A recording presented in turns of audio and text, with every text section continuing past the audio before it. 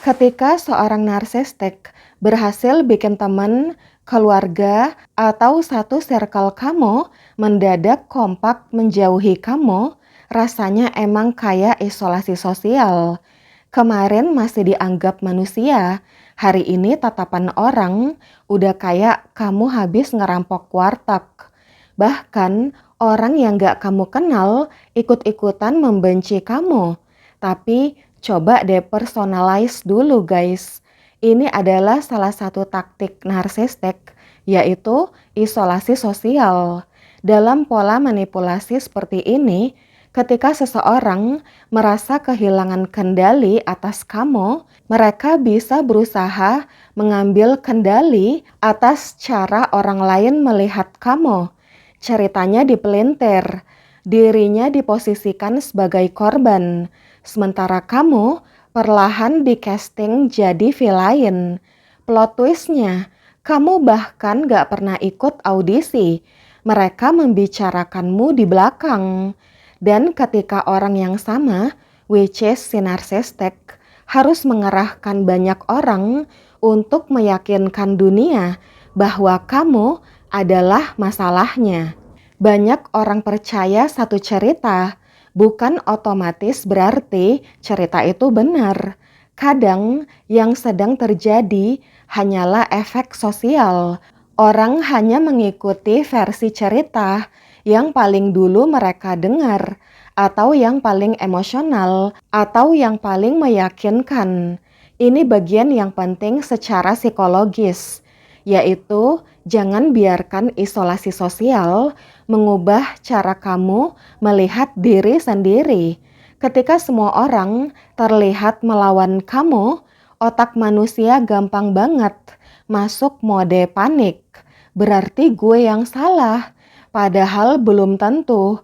Penolakan dari kelompok bisa terasa seperti vonis moral, padahal seringkali cuman menunjukkan bahwa kelompok tersebut menerima informasi tertentu, bukan bahwa mereka. Nah, disinilah konsep lone wolf sebaiknya bukan diartikan sebagai gue sendirian karena gue lebih hebat dari semua orang. Bukan begitu guys. Itu malah bisa jadi ego versi premium. Maknanya lebih sehat, yaitu kamu sanggup berdiri sendiri tanpa terus-menerus membutuhkan validasi dari orang-orang yang sedang memusuhi kamu.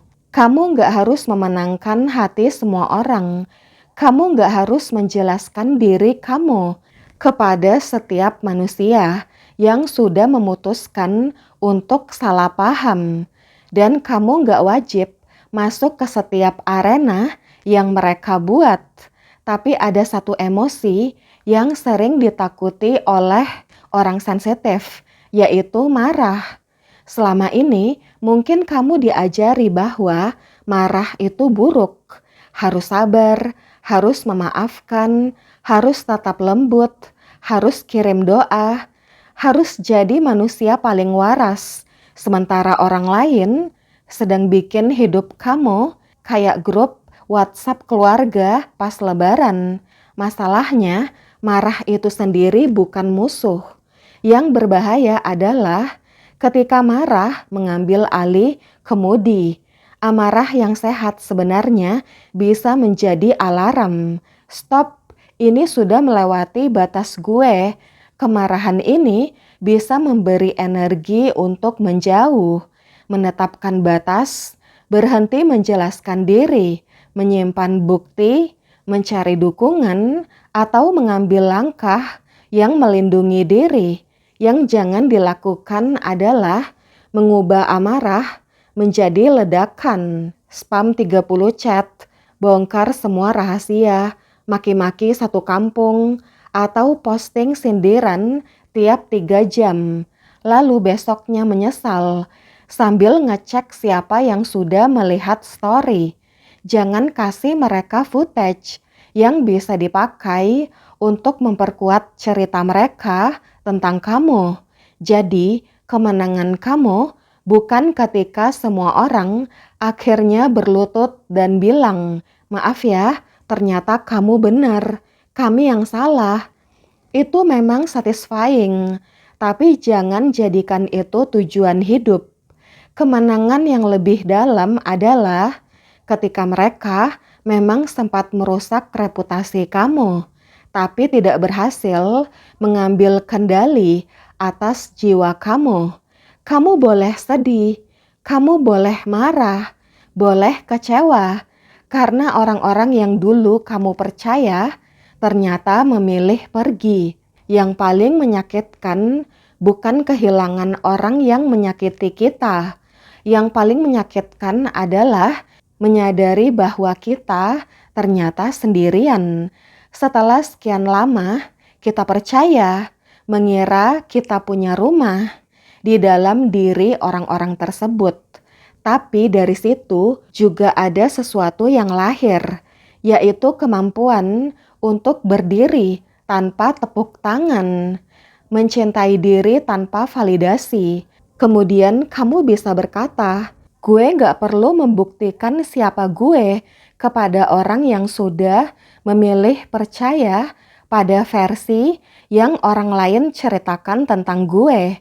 Dan mungkin justru di titik itu kamu mulai benar-benar bebas.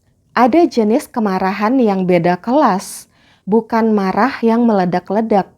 Ini secret rage, kemarahan yang dingin, tenang, tapi mendalam. Rasanya seperti ada sesuatu yang berat di dalam perut kamu yang bilang, batasanku selalu dilanggar. Aku sudah diperlakukan gak semestinya. Dan cukup, ini gak akan kejadian lagi. Kemarahan kamu ini adalah kompas. Kemarahan ini adalah bagian dari diri kamu yang akhirnya sadar bahwa harga diri kamu punya batas. Setelah terlalu lama memahami orang lain, memaklumi semuanya, dan mungkin bahkan membenarkan perlakuan buruk orang lain demi menjaga hubungan. Tapi jangan biarkan kemarahan mengendalikanmu. Biarkan dia mengarahkanmu. Salurkan energinya ke perlindungan diri. Misalnya, blokir nomor kalau memang perlu. Berhenti memberi akses. Dan bangun batasan yang gak gampang diterobos orang lain. Kemarahanmu bisa menjadi semacam bouncer internal. Bukan tukang ribut, tapi penjaga pintu yang tahu siapa yang boleh masuk dan siapa yang cukup sampai di depan gerbang. Bagian paling berat datang ketika fitnah dan smear campaign dimulai. Naluri seorang empat biasanya langsung aktif. Gue harus jelasin semuanya. Kamu ingin menelpon keluarga, teman, kolega. Kamu ingin menunjukkan chat, kronologi, bukti, screenshot. Kalau seseorang bahkan gak mau mendengarkan perspektifmu, tugas kamu bukan mengubah pikirannya. Bukan tugasmu memperbaiki sistem yang memang sudah rusak. Misalnya guys, bayangkan seseorang masuk ke kasino.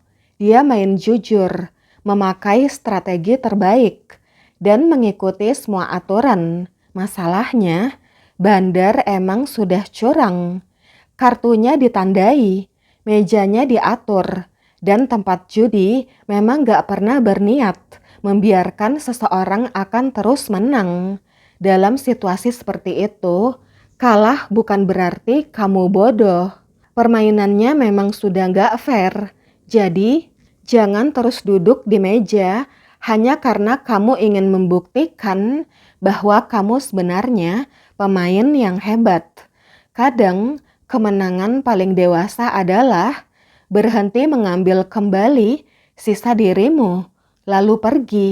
Kamu gak perlu menang debat, gak perlu memenangkan opini semua orang, gak perlu membuat semua orang mengakui bahwa kamu benar.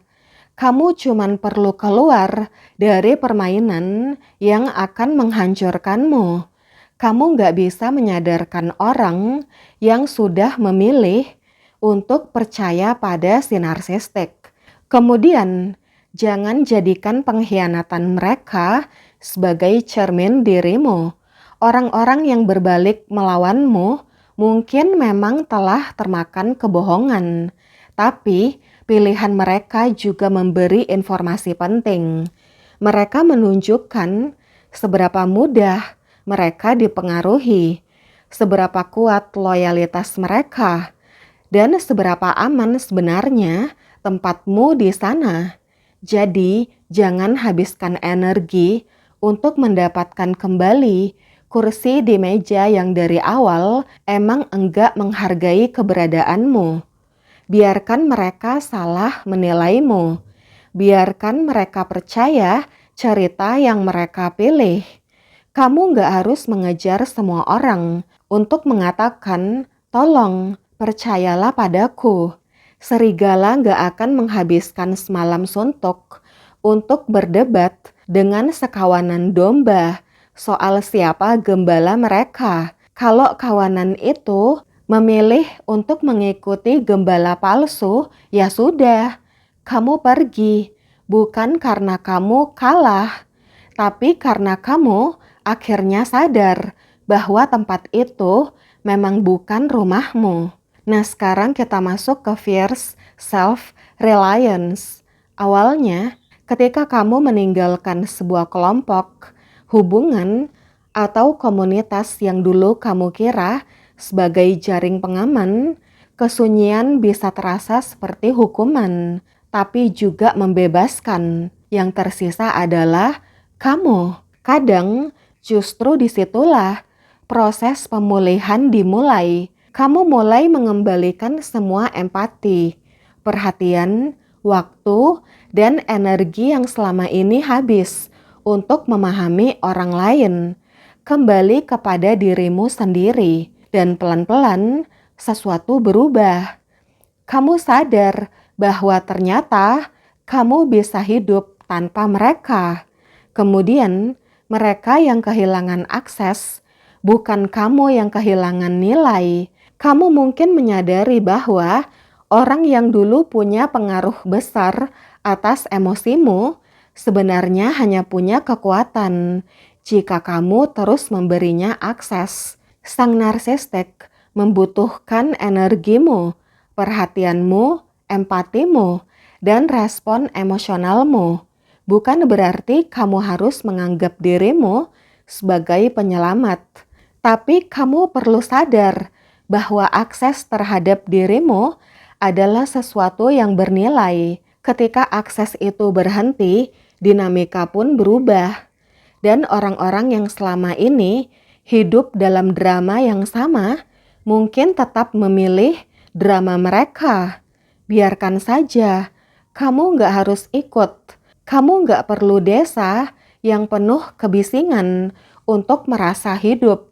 Kadang kamu justru menemukan kedamaian ketika akhirnya keluar dari tempat yang membuat sistem sarafmu terus-menerus siaga.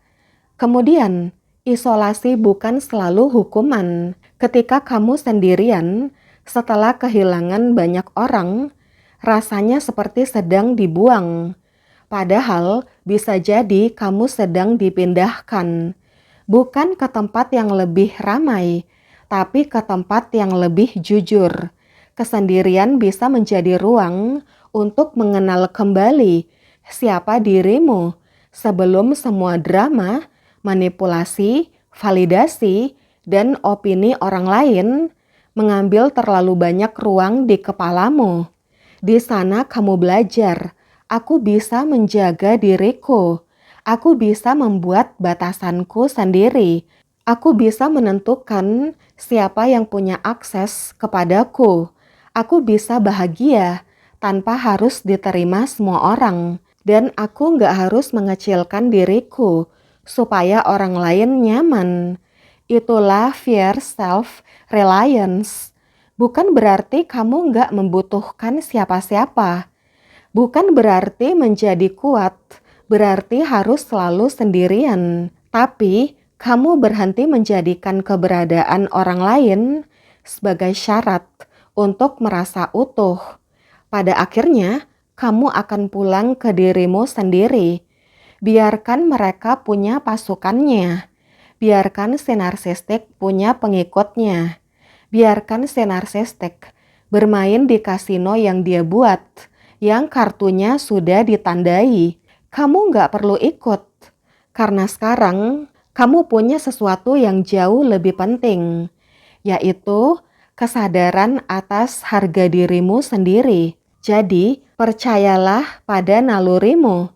Berhenti menjelaskan dirimu kepada orang yang memang sudah berkomitmen untuk memusuhimu, untuk salah memahami kamu. Dan gak semua hubungan harus diselamatkan. Kadang yang perlu diselamatkan cuman dirimu sendiri. Dan mungkin setelah semua kebisingan itu hilang, kamu akhirnya bisa mendengar suara yang selama ini paling jarang kamu dengarkan, yaitu suara dirimu sendiri. Oke guys, thanks for watching. See you. Bye.